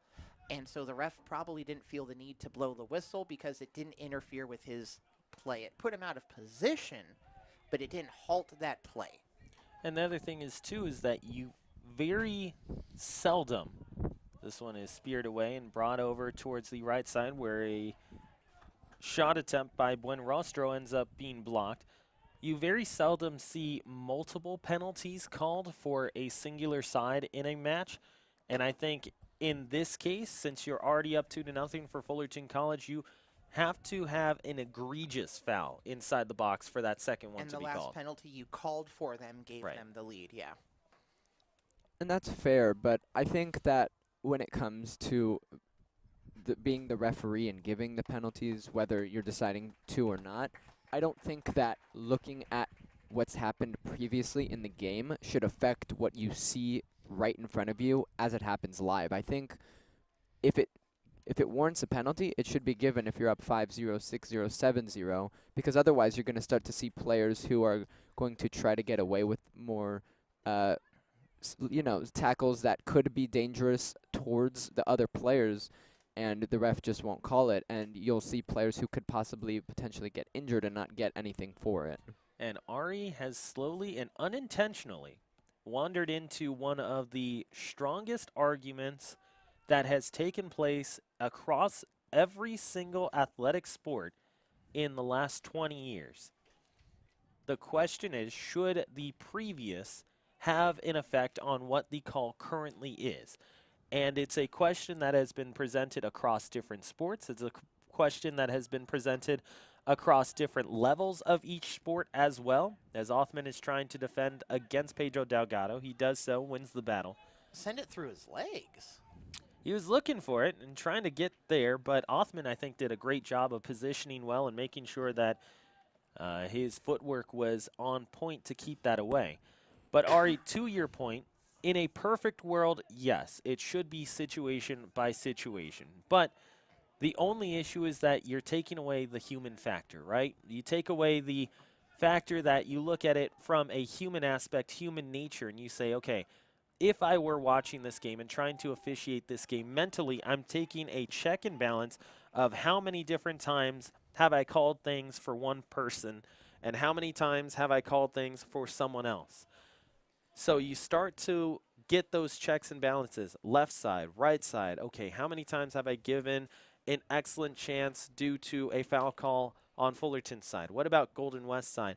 That's where that human nature starts to come in, and you see different calls being made because, you know what, that's just the way that we are. As this one is bounced down, here's a chance for Pedro Delgado. Net is empty for a moment. It's Giles into the middle. He'll find Bones. Bones wants to load up on his right foot, but gets taken away. And Orozco is going to be off to the races. He looks for someone to his left. It gets deflected twice, and Fullerton takes it back. And, it is fair. It is part of the human nature. But, in the higher levels of pro sports, you have things like VAR to check things like that for if they should be a penalty. That's an entirely other can of worms, man. Whether people like it, hate it, especially the last few World Cups, it's kind of been a point of controversy, I believe. It has, because it's a question of perfection versus spirit of the game, right? So you go letter of the law versus spirit of the game, and especially with VAR, as a lot of people have brought this up, and you're starting to see it at the Division I level as well, as certain conferences have mandated having a version of VAR, or at least a version of replay that you have to be able to provide for the officials. If I remember correctly, the Big Ten has mandated having replay on the field for officials to be able to take a look at. It's a question of perfection to the letter of the law or spirit of the game, because you see in a lot of those replays, and especially with offsides challenges or offsides overturns that you see, you're starting to see, okay, a guy is offsides because his pinky is offsides, but not his body. Is that really the way that you want the game to be played, or is that the way that the letter of the law has been written? Well, it kind of balances on two different sides where each side has an excellent argument to make. Well, and that's kind of the sports psychology, mentalism, player side of the game goes. Maybe you have the field awareness as a player where you can be a little more cheeky, maybe cheat towards being offsides, because because where you're positioned on the field and where the refs are positioned on the field, you're probably not going to draw that flag. So it comes down to strategy, and it's one of those things in soccer, like all sports, soccer, some of the more controversial strategies of people accuse players of flopping. Right. That's a strategic move in soccer. So knowing where to position yourself where a human ref might not draw a offsides flag could also be part of that strategy. So like Ryan said, Ari, letter of the law versus the spirit of the game. You sound like a letter of the law kind of fella. I think it's kind of more of a balance of both. I think, like most things in life, a good balance is healthy. And especially when it comes to soccer, if you're able to have the referee who can make the call in game and then a video replay where either someone else or him himself who makes the call can go back and look and say, you know what, on first glance I was wrong, or no, I was right the first time, we're going to keep this ruling as is, to kind of give a bit of a balance towards, you know, the rules of the game. Obviously, when it comes to the offside factor, there should be the video review, and then the ref can go, well, I'm not sure if it should have been offside, or I'm not sure if that even warrants it, even if it is just a slight margin. So there should be a little bit of flexibility even with the video review. Poked over. Golden West trying to take it away, and they do find an opening for a second, but Evan Yole is able to clear away. Oh, shoot, that's right. We're calling a soccer match. We are indeed.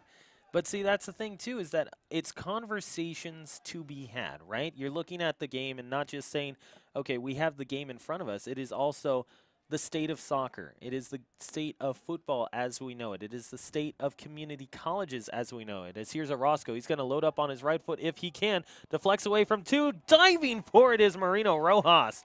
And he is able to pick it up. So a very, very quick Ryan Marino Rojas with his reflexes and anticipation allows for Fullerton College to get away from the danger there, as that should be a card coming up. And coming out of the pocket is the yellow. Coach Greg Aviles talking to his front line saying, hey, he's not exactly thrilled with the way that they are positioning themselves. They got to present more opportunities to outlet. I love that one. It's another thing that you see in football matches a lot. Player causes a foul, goes for the legs, cleats up potentially. He gets booked, and then he goes over to the person on the ground going, hey, heal up, buddy. Come on. Let's get you up. Yeah, especially for him. I mean, as an attacker, making that kind of tackle that far up the field, it's a little more dangerous. I mean, some refs will give that a red if they see enough conduct where it's, you know, high enough on their leg, and the ref will go, no nonsense there, you're out of the game. But it's a bit more of a warning with that yellow card, but if he makes a tackle anywhere even near that again, you'll definitely see him sent off tonight. So Pedro Delgado and Cesar Marquez are both going to take a seat. So just a few moments ago, you saw Greg Aviles talking to that front line for Fullerton. Didn't like the way that they were positioned and not giving that outlet to their back line to get away. Yellow card comes just a few moments ago by Orozco. Just about 17 minutes into this second half. Down the middle of the frame it will go now to Giovanni Sanchez, who re-enters. This is poked up into the air, and just getting a piece of it to keep it in front is Trevor Jones. He backed up as much as he could and keeps that one off the line. That's why I said you got to knock on the door, man. That was just kind of a floater. Wasn't really necessarily an attempt on frame, as it was just get that ball into the air and see if you can get a teammate to get underneath it. You just need to send it in that direction, man. Any given Friday. Especially with this early window. I mean, it could have been possible he wasn't able to see the ball because of the sun being out, and he could have just let the ball slip right through his hands, and it could have been a goal, so you never know. Assist by sun, I like that. Yeah. High up into the air it goes over towards Fullerton's bench and out. No subs coming in here. First time in a while that we've seen the ball go out and no one came in for either side. Well, that's another thing Mark's talked about. At the community college level, it is an infinite amount of subs, essentially. Is that correct, Ryan? It is. You are correct on that one, as Fullerton is going to take this one away and move up forward. They got a lot of chances if they can hurry. That is deflected twice, goes off of Sanchez. Sanchez looking for a teammate. He finds Thomas Gomez. Gomez lays it all the way back, and Fullerton's going to reset the way that they want to attack.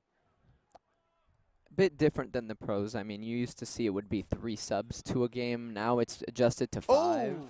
Here's a shot that was taken by Sanchez. Does get that one off the fingertips of Trevor Jones, and this will be the first corner kick coming up for Fullerton, who has been pretty good corner kick-wise. They've gotten more than their fair share of opportunities from the corner so far this season. We've seen them score off of 2 different corner kick plays. Who's going over there and taking that? Is that... I believe it is Jacob Bunce. I think so too, Ryan. It is either Jacob Bunce or Max Ron. Nobody ever got me my Periscope, Brian. Oh, that's true. I can't read the numbers. High floater goes towards the back Oh, post. whoa! Areola scores! That is a set play for Fullerton College, and Areola gets his 2nd goal in the last 3 matches that he has played. For Fullerton College, it is a set opportunity that is assisted by Max Ron, who continues to lead the team in overall points. He is the set piece, corner kick, penalty kick specialist, and he is able to find Andrew Areola. Guys, the way that sets up is it's a corner kick on the far side. You get 3 different Hornets to all make a run towards the near post of where the kick is being taken, so they take the traffic away. That ball gets floated to the far post of where the corner is taken, and you drag in that last guy as the final trailer, and he's able to hammer it home for a 3-1. Boot to full touch. Especially when you're able to crowd everyone in the box and get that open man right at the back, just so he can have that comfortability to go, hey, I have the ball, I can choose to shoot it, and there's no one in my way to stop me. He was able to get the ball right where he wanted it, and he just slotted it right into the right corner. Goalie couldn't get there in time.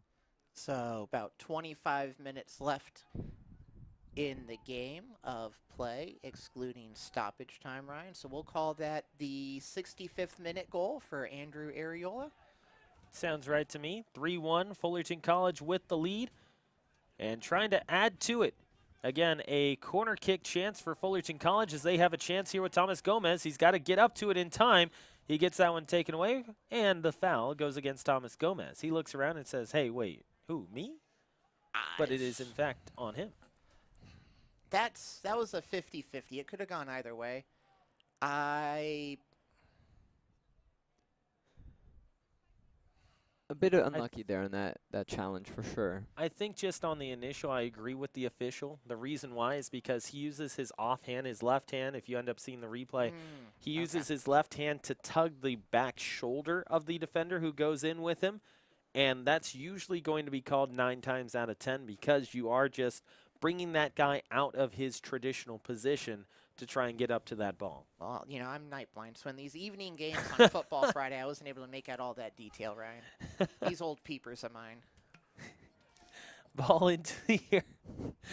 Back line for Fullerton is able to intercept. Max Ron getting his opportunity to enter this one. Hector Guevara is on the back line for the Hornets as well.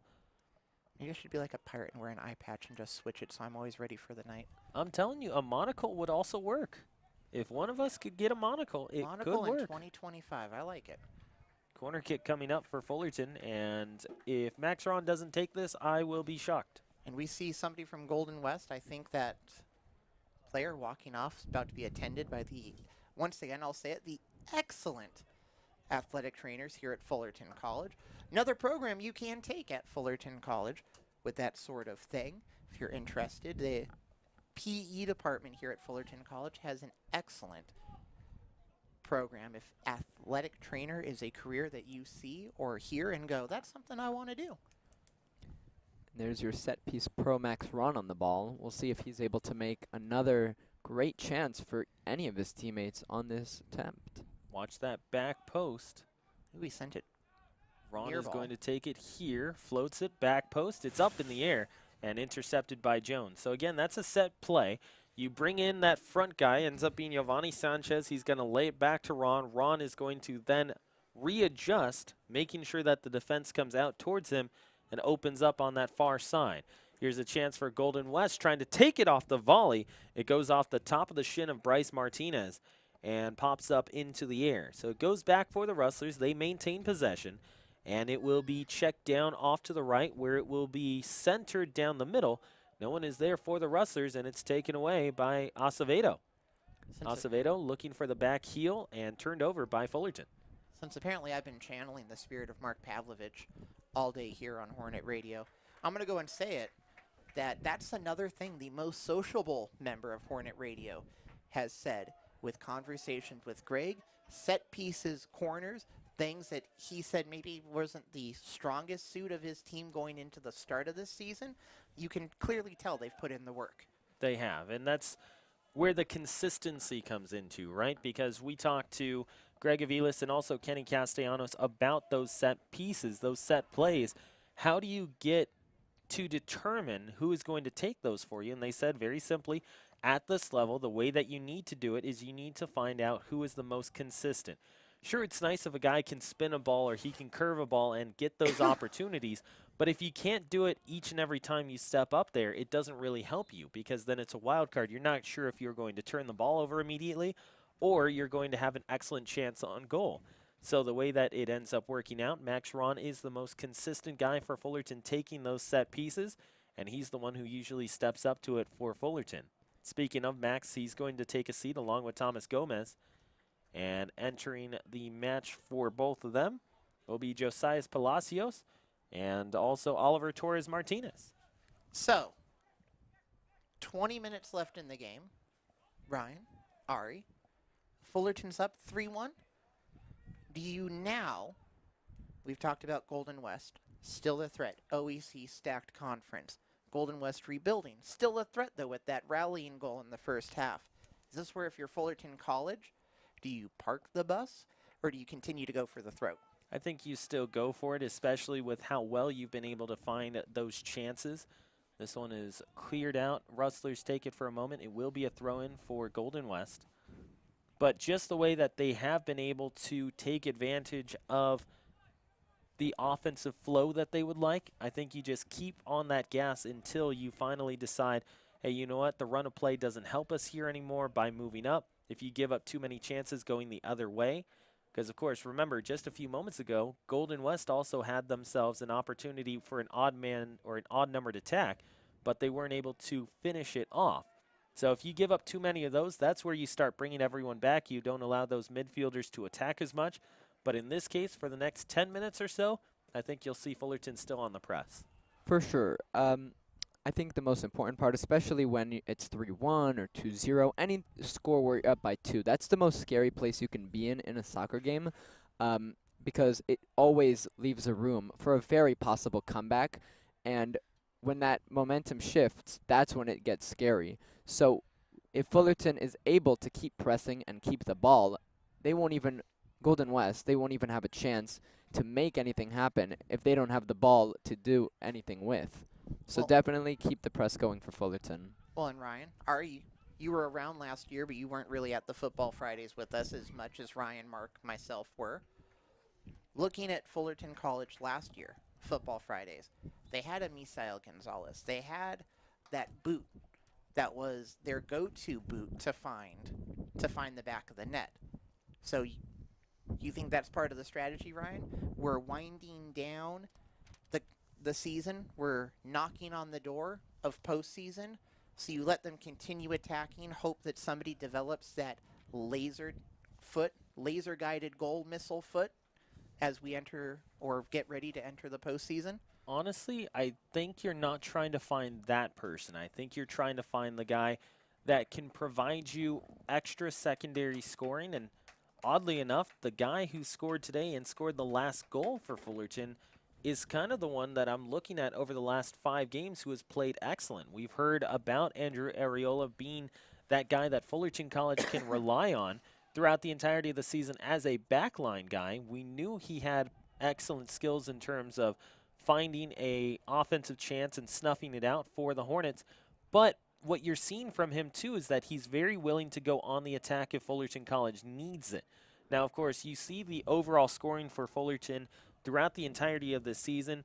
You get 4 goals from Max Ron, 3 from Thomas Gomez, 2 from Cesar Marquez, 1 from Nathan Giles, 1 from Ponce.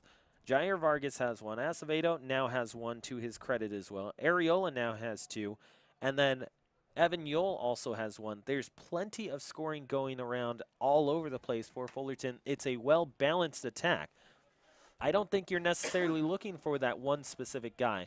I think you're looking for an identity of attack more than you're looking for one specific guy to take advantage of the back line. So versus last year where you had Misael Gonzalez, and in the postseason we saw the double and the triple teams kind of shutting him down.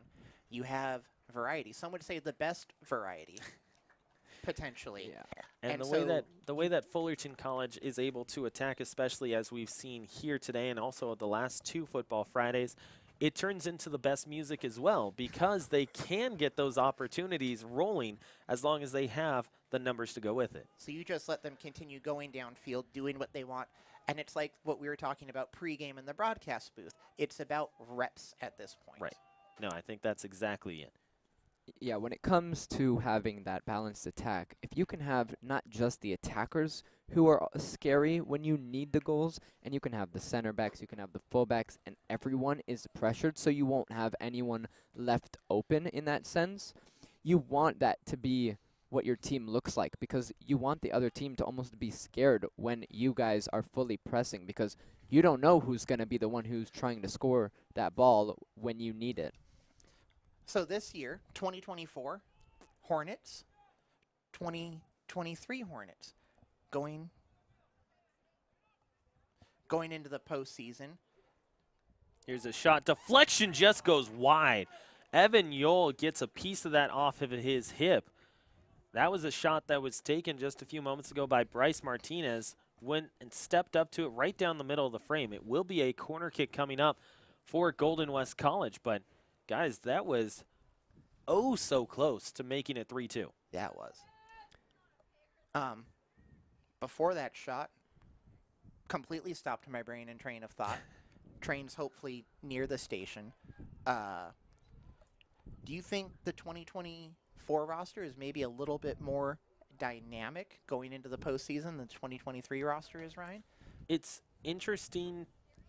It's an interesting question when you look at both those rosters because it almost feels like they're non-comparable It in a feels like sense. two different teams. Right. It is two different teams in terms of, and I won't even say quality because you're looking at overall Strategy. a group. Yeah, it's strategy and how you're going to approach things. Yes, you have 2 All-Americans last year. Plain and simple, you know, the buck stops there, right? Yeah. You have 2 All-Americans who led your team in scoring, led your team on the back line, led your team in terms of overall leadership as well. But you look at this team and you have those equal amounts of leaders in terms of person to person, but you also have a lot more balanced attack than you had last year. You have a lot more balanced defensive roster than you had last year as well. Last year was an excellent team, a great team even. Yes, they end up losing in that first round to Santa Barbara here at home, but they were a great regular season team. This year, I think they're a very good regular season team that has an opportunity to make a name for themselves if they continue the way that they have. Remember, they have won 5 straight, so each of their last 5 decisions have gone Fullerton's way. But I think it's not necessarily an immediate comparable between the two sides because both sides, I'll say both years have different ways of going about winning a game than we have seen in recent memory. Well, you brought out the best music. Could this team bust out the sheet music from Disney's Hercules, and should they start singing I Can Go the Distance, Ryan? They can go the distance. They can also paint with all the colors of the wind. It all depends on how much they are able to get their offense flowing the way that they want to. It's really a rhythm attack if you think about it. I mean, we're talking about music. We're talking about sheet music as well. If you look at Fullerton as this is a bicycle clearance that ends up working out for the Hornets. Turns into an opportunity for Ricardo Michel. Michel on the left-hand side trying to turn, looking for a teammate. Finds Torres Martinez. And Fullerton is able to move it up with style. But it's a very rhythm attack for Fullerton College because what we see from this team is that if they're in sync and they're moving the ball the way that they like to, there's almost no team that can stop them in the state. You saw it against Yavapai where they had multiple set plays that finished in quality chances. But then you switch it over to if they can't get those passes to connect, if they can't get those offensive chances to flow the way that they want to or get that point of attack that they would like, you see last week's game. Yeah, That's where that turns into. That's what I was going to bring up. We felt that difference last week on Football Friday. Ari, it was kickball because they couldn't find that rhythm. They weren't able to find that rhythm, and it turned into a kickball match versus today where the music is playing, everybody's hitting the right notes, it seems, and Fullerton's 3-1 on the scoreline. Yeah, I mean, I think the best way to look at it is last week was like a big game of hot potato. No, you take the ball. No, you take the ball. No one really wanted to have it seemed almost. It was a lot of headers. The ball wasn't really on the ground much. Where this week, I'd say the style of play is a little bit more tiki-taka-like, where it's very strategic passes, and you're always thinking ahead into what's the next pass, even before you already have the ball, which has made this game a lot more fun to watch, and probably a lot more fun to play for the players, too.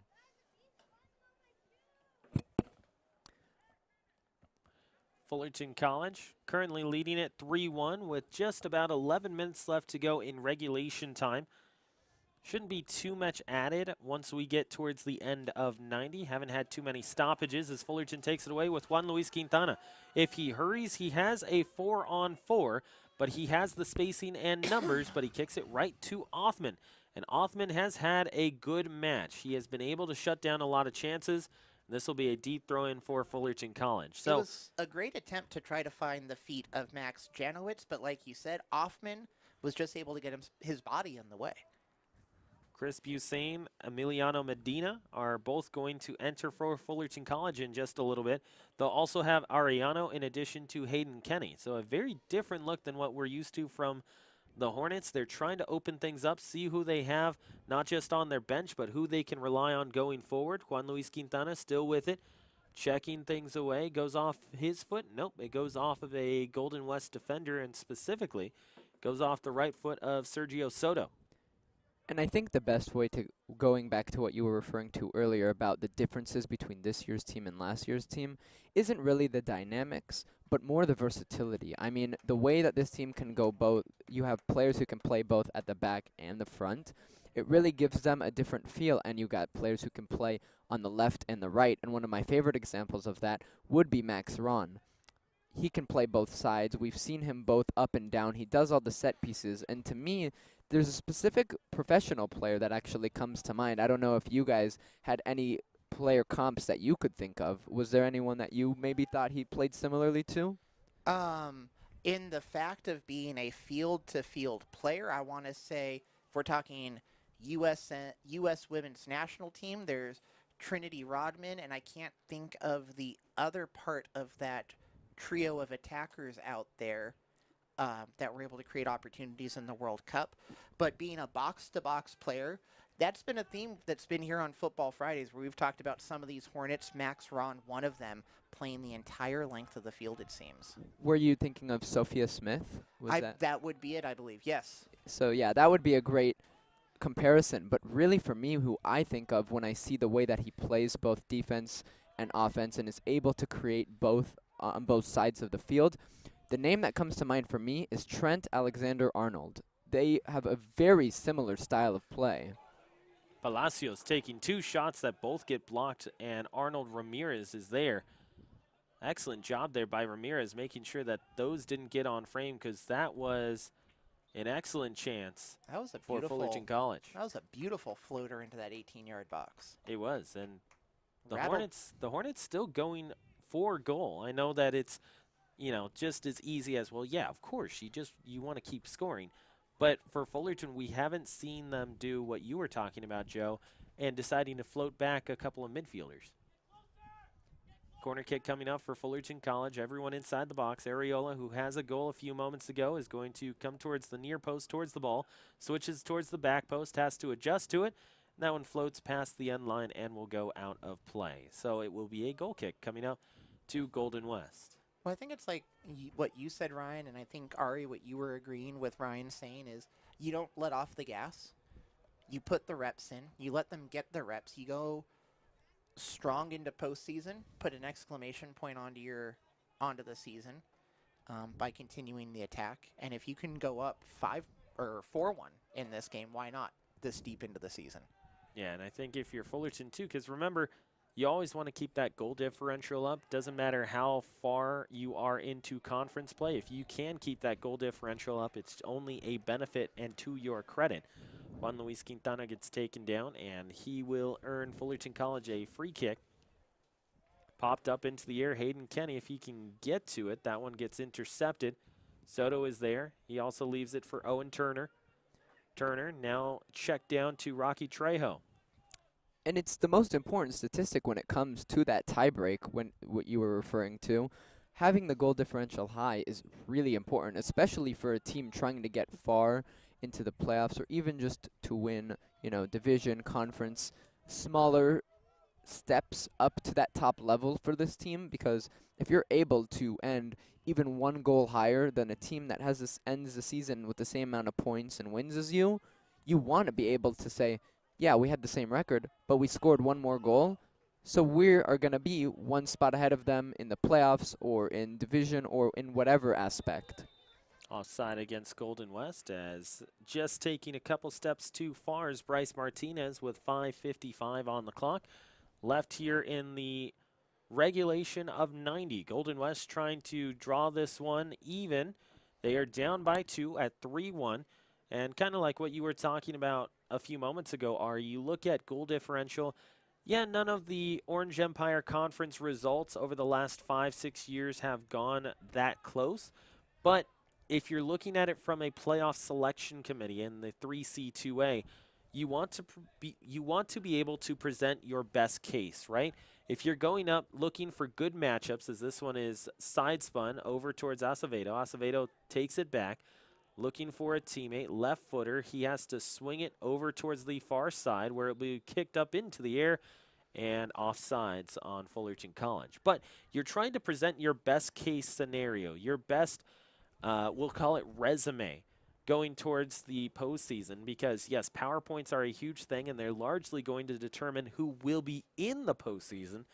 But the way that you performed on the field against good teams, not just in terms of matchup, because that's what contributes to the PowerPoints, but how you actually ended up with a result and what you did in those matches is what gives you the best resume and those matchups that you want to have. So yes, the PowerPoints gets you in the postseason, and it gets you maybe upper echelon or bottom echelon going into the postseason, but the way that you play, goal differential, how many all-conference players you have on your squad, how many common opponents you have with other teams who are a similar comparison, those are the main factors that go into where you end up being slotted in terms of matchup in rounds 1 and 2.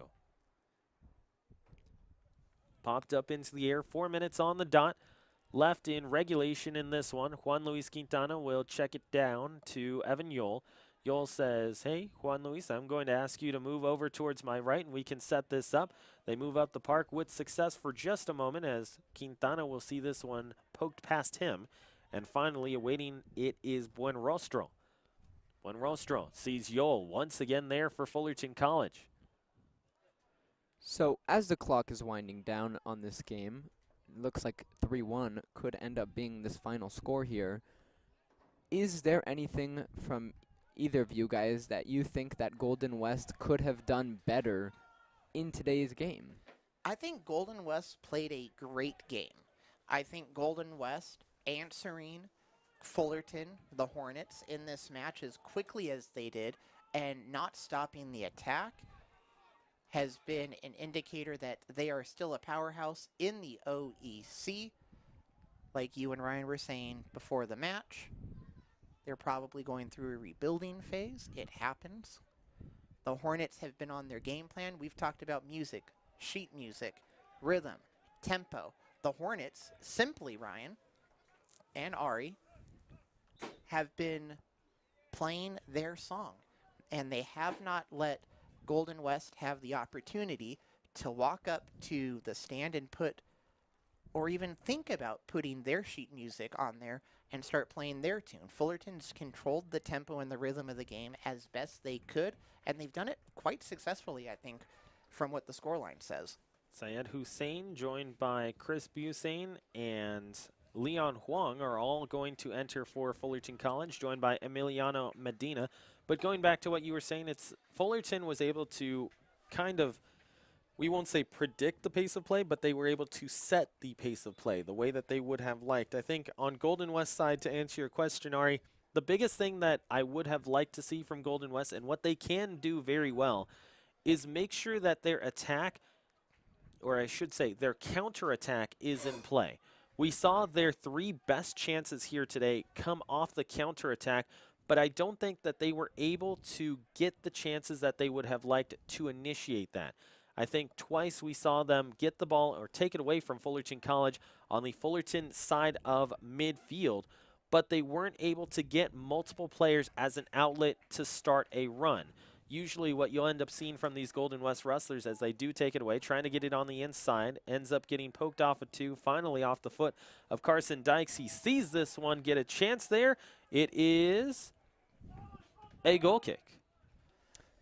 Confusion for a moment. But I think when you look at Golden West, if you had seen a few more differentiating runs to the outside, present an outlet, create that open space, I think you would have seen them have a little bit more success in this one. They started to bunch up a lot, which caused for their offensive chances to go away from them because Fullerton's defensive back line was able to bunch up and kind of over-press on a couple of chances that Golden West wanted to start. They had spaced that out just a bit more. I think they would have had a tiny more bit success in this one. But I think one thing that you can look at is you can look at this overall roster from Golden West and say, yes, just like Joe was talking about, they did or they are in a rebuilding year. But you look at guys who played here today that got meaningful minutes in this one. Jorge Orozco is a freshman. Carson Dykes has created a couple of chances, also a freshman. I think Diego Piñon had a good afternoon as well. There were a lot of chances for guys who were still, well, I mean, you can't really say young at the community college level, considering you only get 2 years of eligibility at a community college. Fullerton getting a foul, and it will be a free kick going the other way for Golden West.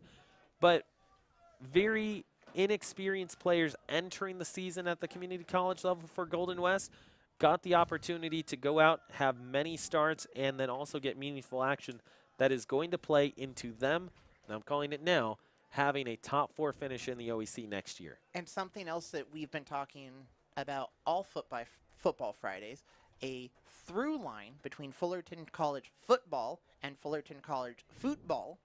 Thursday night football here at Hal Scherbeck Field. Defense, I heard, was key. We look today, afternoon game, Football Friday. The back line of the Fullerton College football team. Those defenders, your keepers, all being critical pieces on this team and stopping the attempts on goal of Golden West. Golden West hasn't been a slouch in trying to create goal scoring opportunities. They have been pressing Fullerton College, but it has been that back line holding strong all afternoon. And I think you guys were both pretty spot on when it came to your analysis of how Golden West maybe could have played a little bit better today.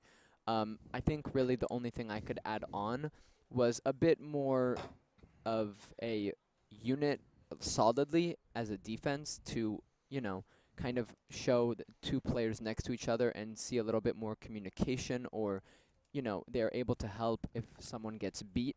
But other than that, they played pretty well, and Fullerton, I think, and this is a bit of a double entendre here, they were pitch perfect today. If we're still talking about music, we didn't see them make very many, if any, mistakes at all that caused any big chances for Golden West here today.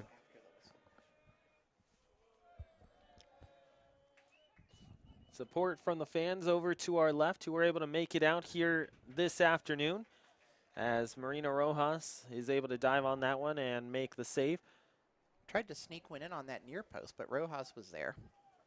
And that's the thing. Soto on this left side, I think, has been also having some success. He single-handedly stopped 3 different Fullerton College chances earlier on in this second half. And offensively, I think he is going to help them out. And like you saw just a few moments ago, very active, going from one box all the way to the other, and got the chance for Golden West as we enter the final frames of this one.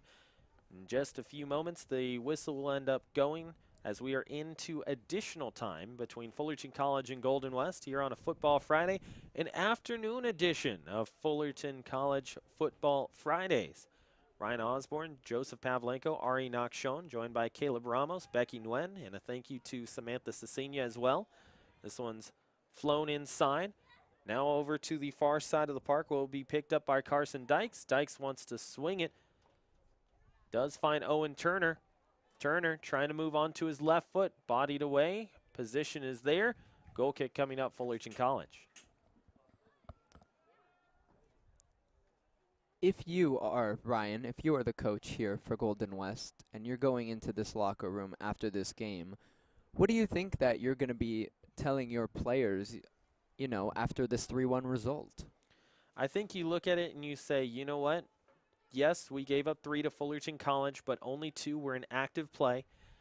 You do give up the penalty kick, and that's something that is easier to be able to look at and say, hey, all you got to do is just make sure that on the next opportunity that you see something like that happen, you see that attacker come into the box like Pedro Delgado is, just don't bite on that first move. You don't bite on that first move, all of a sudden you don't give up a penalty kick. So you go 2 goals in the run of active play against the team that is leading your conference and a team that is top 8 in the state of California. I think if you're looking at it from a coaching perspective, you're able to say, okay, simple adjustments on the attacking side. A couple of adjustments when you're going into the defending side of things. Make sure you're not giving up odd person attacks. And if you're going on your counter, space things out a little bit more.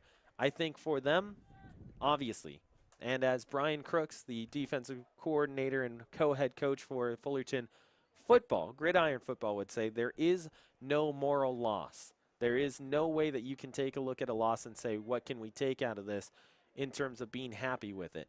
But what you can look at it and say is, we have very clear pathways to success that we were able to do well in this matchup that we can take into latter stages.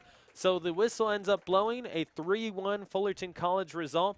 And when you look at this program overall, of course, we have had a fun conversation so far all afternoon, all about what Fullerton College has done as a program with their student athletes, not just on the field, but also off the field as well, what they're doing academically, what they are doing on the field as well, mixing both of those, merging them, and allowing for each of these student athletes to move on and be as best as they can coming out of Fullerton as a well-rounded person.